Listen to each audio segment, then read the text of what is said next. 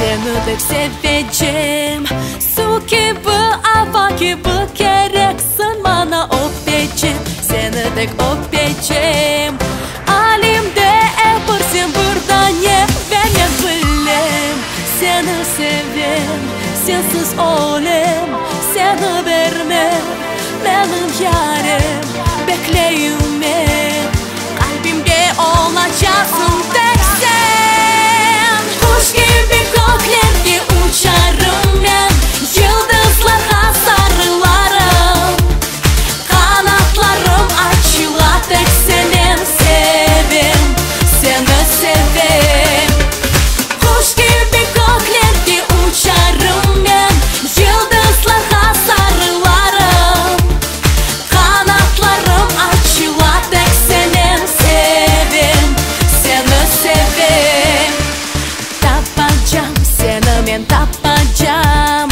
Ne olsa da ne yerde olsan da sana aytacağım. Sana ben aytacağım.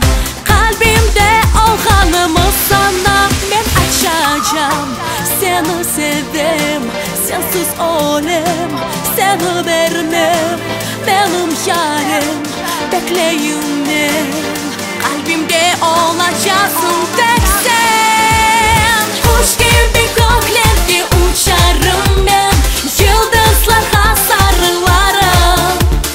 Kanatlarım açıla tek senin sevim, seni sevim.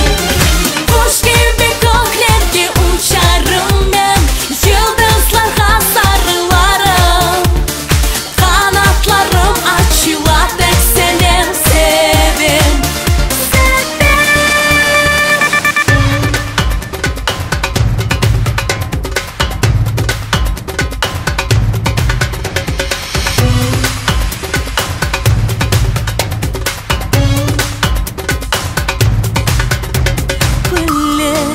seni sevim, sensiz olayım. Seni vermem, benim yarım. Bekleyim ben, kalbimde